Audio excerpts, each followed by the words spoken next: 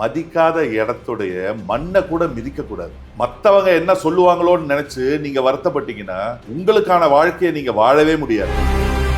கல்யாணமாயி உங்க வீட்டுக்கு வந்து பிரசவ வலியை தாங்கி அடிவயத்தை கிழிச்சு பிள்ளைய பெத்து உங்களை அப்பான்ற இடத்துக்கு உயர்த்தி வைக்கிறாங்கன்னா அவங்கள நீங்க எப்படி பார்த்துக்கணும்? ஏப்ரல் மாசம் வெஸ்ட் பெங்கால்ல இருக்கிற டார்ஜிலிங் மிஸ்ஸே பண்ணிடாதீங்க. மே பெஸ்ட் ஸ்பாட் குலு மணாலி. ஜூன்ல போனோமா லடாக்ல இருக்கிற லேக் போங்க. பூர்வீக சொத்து மூலமா வந்த பணமோ இல்ல லாட்டரியில அடிச்ச ஃபர்ஸ்ட் பிரைஸோ இல்ல ரியல் எஸ்டேட்ல வர்ற திடீர் பணமோ ஏன் முக்காவாசி சம்பந்தப்பட்டவங்க கிட்ட நிலைக்கிறது இல்ல? பணம் வந்ததுமே அவங்க செய்யற தவறுகள்னால. நம்ம ஜெயிக்கணும்னு நினைச்சு பண்ற முயற்சிகளை பார்த்து சுத்தி இருக்கிறவங்க ஏளனமா பேசுறாங்க. ஏன் இப்படி பண்றாங்க? நீங்க போற பாதையில சில நாய்ங்க கொலைக்கதான் செய்யும். அதுங்களுக்கு தெரியாது அந்த பாதையில போறது நாய் இல்ல சிங்கம்னு. ஒரு மனைவி கணவனுக்கு கொடுக்கிற மிகப்பெரிய தண்டனை அந்த மனைவி முதல்ல இறந்து போறதுதான். ஹாய், எல்லாருக்கும் வணக்கம். நான் உங்கள் திவாகர். ப்ரீவியஸ் எபிசோடில் ஒரு இன்ட்ரெஸ்டிங்கான பர்சன் கிட்ட நீங்கள் நிறையா கொஸ்டின்ஸ் கேட்டிருந்தீங்க. உங்களோட சார்பாக நான் நிறையா கொஸ்டின்ஸ் கேட்டிருந்தேன். கேட்ட ஆன்சருக்கு எல்லாருக்குமே ரொம்பவே இன்ட்ரெஸ்டிங்காக ரொம்ப பயங்கரமாக சொல்லியிருந்தாங்க. சொல்கிற ஒவ்வொரு வேர்டுமே ஒரு வேத வாக்கு மாதிரி இருந்தது அப்படின்னு நீங்கள் தான் கமெண்ட்ல சொல்லியிருந்தீங்க. இன்றைக்கும் அதே ஒரு இன்ட்ரெஸ்டிங்கான பர்சன்கிட்ட தான் உங்களோட சார்பாக, ஆடியன்ஸோட சார்பாக ஒரு யங்ஸ்டராக நிறையா கொஸ்டின்ஸ் கேட்க போகிறேன். இன்றைக்கி நம்ம யார் கூட இருக்கோம் அப்படின்னா, அரேபியன் கார்டன் குரூப் ஆஃப் ரெஸ்டாரண்டோட founder and managing director, life coach, motivational trainer mister Abdul Namir sir கூட தான் நம்ம இருக்கிறோம். வணக்கம் சார். வணக்கம் திவாகர். சார், நல்லா இருக்கீங்களா? சிறப்பாக இருக்கேன். நீங்கள் எப்படி இருக்கீங்க? சூப்பராக இருக்கு சார். சார், போன எபிசோடில் எப்படி பால் போட்டாலும் சிக்ஸராக அடிச்சிங்க. அதே மாதிரி இந்த எபிசோட்லையும் ஆடியன்ஸோட சார்பாக நிறைய இன்ட்ரெஸ்டிங்கான கொஸ்டின்ஸோட உங்ககிட்ட கேட்க போகிறேன். ஸோ நான் பேசி டைம் வேஸ்ட் பண்ண வேணாம். உங்களோட வார்த்தைக்காக நிறைய ஆடியன்ஸ்க்கு வெயிட் பண்ணிட்டு இருக்காங்க. ஸோ டேரெக்டாக கொஸ்டின்கே போயிடலாம். சார், நம்மளை மதிக்காதவங்கள்ட்ட நம்ம மதிக்கலாமா வேண்டாமா? மதிக்காத இடத்துடைய மண்ணை கூட மிதிக்க கூடாது. உங்களுக்கு செட் ஆகாத இடத்துல சரிக்கு சமமா நிக்கணும்னு கூட நினைக்க கூடாது. கூப்பிடாத இடத்துக்கு கெஸ்டா கூட போக கூடாதுன்னு சொல்லுவாங்க. எல்லாருடைய பேச்சும் கேட்காம உங்க மனசு என்ன சொல்லுதோ அதபடி நடங்க. மத்தவங்க என்ன சொல்லுவாங்களோன்னு நினைச்சு நீங்க வருத்தப்பட்டீங்கன்னா உங்களுக்கான வாழ்க்கையை நீங்க வாழவே முடியாது. அடுத்தவங்களை திருப்திப்படுத்தணும்ன்ற எண்ணத்தை முதல்ல விட்டுடுங்க. ஏன்னா இது உங்க வாழ்க்கை. உங்களுடைய வாழ்க்கையை நீங்க திருப்திகரமா வாழுங்க. சரிங்க, எல்லார்ட்டையும் பாசத்தை காட்ட முடியாது. பாசத்தை யார்கிட்ட காட்டலாம்? யார் தகுதியானவங்க? பாசமோ கோவமோ திமிரோ இதுல எந்த விஷயமா இருந்தாலும் உங்களுக்கு பிடிச்சவங்க கிட்ட மட்டும்தான் காட்ட முடியும். நீங்க உரிமையா நினைக்கிற, உறவா நினைக்கிறவங்க கிட்ட போலியா நடிக்க வேண்டிய அவசியம் இல்லை. இந்த உணர்வுகள் உரிமையானவங்க கிட்ட மட்டும்தான் வரும். வாழ்க்கையில நம்ம கூடவே வரவங்க நம்மளோட மனைவி. ஆமா, அந்த கட்டின மனைவியை நம்ம எப்படி சார் பார்த்துக்கணும்? கல்யாணத்துக்கு முன்னாடி பொண்ணுங்க வீட்டுல சின்னதா திட்டினா கூட சாப்பிடாம மூஞ்சிய தூக்கி வச்சுட்டு இருப்பாங்க. அப்புறம் அவங்கள சமாதானப்படுத்தி சாப்பிட வைப்பாங்க. சின்ன வலிய கூட தாங்காத அந்த பொண்ணு கல்யாணமாயி உங்க வீட்டுக்கு வந்து பிரசவ வலியை தாங்கி அடிவயத்தை கிழிச்சு பிள்ளைய பெத்து உங்களை அப்பான்ற இடத்துக்கு உயர்த்தி வைக்கிறாங்கன்னா அவங்கள நீங்க எப்படி பார்த்துக்கணும்? அவங்களையும் ஒரு குழந்தை மாதிரி பார்த்துக்கணும். அவங்கள பொறுத்த வரைக்கும் புருஷனை அவங்க அப்பா கூட கம்பேர் பண்ணுவாங்க. அதை மட்டும் நீங்க ஃபுல்ஃபில் பண்ணிட்டீங்கன்னா உங்களுக்காக அவங்க உயிரை கூட கொடுப்பாங்க. லைஃப்ல எப்பவுமே என் கூடவே இருப்பாங்க, எப்பவுமே என் கூட பேசிட்டே இருப்பாங்க. ஸோ நான் யார் எனக்கு ரொம்ப பிடிச்சி பேசிட்டே இருந்தனோ அந்த பர்சன் இப்போ என் கூட பேசவே மாட்டாங்க. நான் என்ன சார் பண்றது? உங்க மனசுக்கு பிடிச்ச ஒருத்தர், நல்லா பழகிட்டு இருந்த ஒருத்தர் இப்போ அவாய்ட் பண்றாங்களா? அதனால வருத்தமா இருக்கா? வருத்தப்பட வேண்டியது நீங்க இல்ல, அவங்க தான். வருத்தப்படுற அளவுக்கு அவங்க வாழ்க்கையில இருந்த ஒரு உறவு போயிடுச்சுன்னு அவங்க தான் வருத்தப்படணும், நீங்க இல்ல.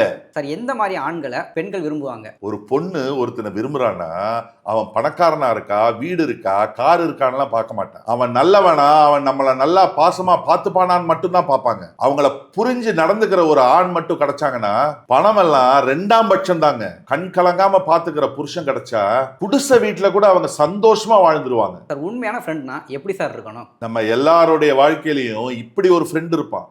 அவனுக்கு டெய்லி கால் பண்ண வேணாம், மெசேஜ் அனுப்ப வேணாம். உங்களுடைய ஸ்டேட்டஸ் அவன் பார்த்தாலும், அவங்களுடைய ஸ்டேட்டஸை நீங்க பார்த்தாலும் ரிப்ளை எதிர்பார்க்க மாட்டான். நீங்க ரிப்ளை பண்ணாலும் பெருசா ரியாக்ட் பண்ண மாட்டான். எத்தனை மாசம் நீங்க மீட் பண்ணிக்கலனாலும் மீட் பண்ற அந்த செகண்ட்ல நீங்க எந்த பாண்ட்ல இருந்தீங்களோ அதே பாண்ட்ல பழக ஆரம்பிச்சிருவாங்க. உங்க ஃப்ரெண்ட்ஷிப்காக பெருசா எந்த ஒரு எஃபோர்ட்டும் எடுக்க வேணாம். எந்த ஒரு எதிர்பார்ப்பும் இல்லாம கேள்வியே கேட்காத உங்களுடைய புன்னகையை மட்டும் எதிர்பார்க்கிற நண்பன் உங்க வாழ்க்கையிலும் இருப்பாங்க. அவங்களுக்கு நீங்க இதை டேக் பண்ணி பாருங்க. சார் உங்கள் வீடியோஸ்லாம் பார்க்கும்போது நீங்கள் நிறையா ஊருக்கு ட்ராவல் பண்ணுவேன்னு தெரியுது. இந்தியாவில் எந்தெந்த மாதத்தில் எந்தெந்த ஊருக்குலாம் போகலாம், உங்களோட சஜஷன் என்ன? நீங்க ஜனவரி எடுத்துக்கிட்டீங்கன்னு வைங்களேன், ஓலி உத்தரகாண்ட் சிறப்பான இடம். நீங்க பிப்ரவரி மாசம் போனோம்னா ராஜஸ்தான்ல இருக்கிற Jaipur best place to visit. நீங்க மார்ச் மாசம் போனோம்னா உத்தரகாண்ட்ல இருக்கிற Nainital the best place. April மாசம் வெஸ்ட் பெங்கால்ல இருக்கிற டார்ஜிலிங் மிஸ்ஸே பண்ணிடாதீங்க. மே பெஸ்ட் ஸ்பாட் குலு மணாலி. ஜூன்ல போனோமா லடாக்ல இருக்கிற லேக் போங்க. ஜூலைல பெஸ்ட் ஹாலிடே ஸ்பாட் வந்து மூணார் தேக்கடி. ஆகஸ்ட்ல வேற எங்கேயும் போகாதீங்க, கர்நாடகால இருக்கிற கூர்குக்கு போங்க. செப்டம்பர்ல போனோம்னா அருணாச்சல் பிரதேஷ்ல இருக்கிற ஜீரோ வேலி. அக்டோபர்ல நம்ம ஊர்ல இருக்கிற கொடைக்கானல். நவம்பர் மாசம் ராஜஸ்தான்ல இருக்கிற ஜெய்சல்மார். டிசம்பர்ல எல்லாருக்கும் தெரியும் பெஸ்ட் ஸ்பாட் கோவா. சார் வீட்டில் எப்போ பார்த்தாலும் கணவனுக்கும் மனைவிக்கும் சண்டை வந்துக்கிட்டே இருக்கு. மனைவியோட அருமை எப்போ தான் சார் புரியும்? நீங்க எவ்வளவுதான் டார்ச்சர் பண்ணாலும் எல்லாத்தையும் பொறுத்துக்கிட்டு உங்க கடைசி மூச்சு இருக்கிற வரைக்கும் உங்களுக்காக இருக்கிற உங்களோட இருக்கிற ஒரே உறவு உங்க மனைவின்றத புரிஞ்சுக்கோங்க. அதை மட்டும் புரிஞ்சுக்கிட்டீங்கன்னா உங்க வாழ்க்கை வசந்தமா மாறும். சார் ஈஸியாக கிடைக்கிற பணம் ஏன் நிலைக்கிறது இல்லை? பூர்வீக சொத்து மூலமா வந்த பணமோ, இல்ல லாட்டரியில அடிச்ச ஃபர்ஸ்ட் பிரைஸோ, இல்ல ரியல் எஸ்டேட்ல வர்ற திடீர் பணமோ ஏன் முக்காவாசி சம்பந்தப்பட்டவங்க கிட்ட நிலைக்கிறது இல்ல? பணம் வந்ததுமே அவங்க செய்யற தவறுகள்னால. ஒண்ணு, உங்க உடன் பிறப்புகளா இருந்தாலும் சரி, உடன் பிறப்புகள் மாதிரி பழகுற நண்பர்களா இருந்தாலும் சரி, அக்கவுண்ட்ல எவ்வளவு பணம் இருக்குன்னு மட்டும் சொல்லக்கூடாது. ரெண்டு, பணம் இருக்கேன்னு சொல்லி ஆடம்பரமா செலவு மட்டும் பண்ணக்கூடாது. முதல் 3ல இருந்து 6 மாசம் தேவைக்கானது மட்டும் செலவு பண்ணுங்க. எதையும் வாங்காதீங்க, எதையும் விற்காதீங்க. ஆத்துல வெள்ளம் ஓடும் போது கலங்களா தான் இருக்கும், கொஞ்ச நேரம் விட்டாதான் தெளிவு கிடைக்கும். அதுக்காக தான் அந்த 3ல இருந்து 6 மாசம். பணம் வந்துருச்சுன்னு அடுத்தவங்களை குறைச்சு பார்க்காதீங்க. நேத்து வரைக்கும் நீங்களும் அப்படிதான் இருந்தீங்கன்றத ஞாபகம் வச்சுக்கோங்க. சொந்த பந்தங்களுக்கோ நண்பர்களுக்கோ உங்க தொழில்ல பங்கு கொடுக்காதீங்க. பணம் தான் பகையாளியாக்கும். ஃப்ரெண்ட்ஷிப் வேற,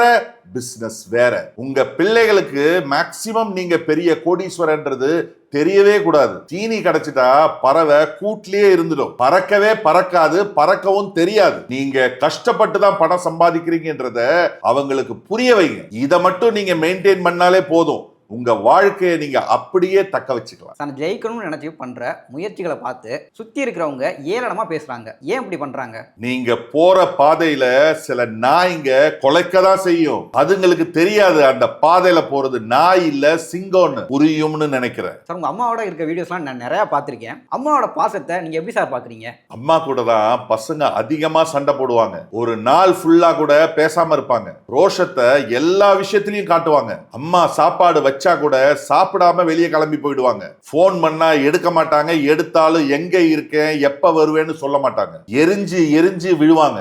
லேட் நைட் வீட்டுக்கு அதே கோவத்தோட தான் பசங்க வருவாங்க. ஆனாலும் தட்டு நிறைய சாப்பாடை போட்டு அம்மா கொடுப்பாங்க. பசங்க ரோஷத்துல முறைச்சாலும் சண்டை போட கூட தெம்பு வேணும்ல, சாப்பிடுன்னு சொல்லிட்டு போயிட்டே இருப்பாங்க. அந்த ஒரு வார்த்தை பசங்களுடைய மொத்த கோவத்தையும் கரைச்சு விட்டுரும். இதெல்லாம் சொந்த ஊரை விட்டு பசங்களோட ரூம்ல தங்கி வேலை செய்யும் போது தான் ஃபீல் பண்ணுவாங்க.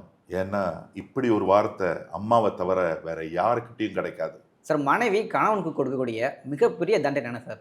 ஒரு மனைவி கணவனுக்கு கொடுக்கிற மிகப்பெரிய தண்டனை அந்த மனைவி முதல்ல இறந்து போறதுதான். நான் ஆம்பளைன்னு மீசிய முறுக்கிக்கிட்டு போனவெல்லாம் பொண்டாட்டி போன உடனே பாதியா போனதை நிறைய பார்த்துருக்கோம். அவங்கள நல்லா பார்த்துக்கோங்க. மனைவி ஒரு பொக்கிஷம். அவங்க இருக்கிற வரைக்கும் அவங்க அருமை தெரியாது. அவங்க போயிட்டாங்கன்னா வாழ்க்கையில சந்தோஷமே கிடையாது. சுத்தி 100 உறவுகள் இருந்தாலும் நீங்க அனாதை தான். சார் நான் என்னதான் பண்ணாலும் என்னை சுற்றி இருக்கிறவங்க ஏதாவது குறை சொல்லிக்கிட்டே இருக்கிறாங்க. சார் நான் என்னதான் சார் பண்ணுறது? எப்போ பார்த்தாலும் யாராவது உங்களை குறை சொல்லிக்கிட்டே இருக்காங்களா? கட்டுக்கட்டா பணம் இருந்தா கூட சத்தமே வராது. இந்த சில்லறைங்க தான் அதிகமாக சத்தம் போடும்.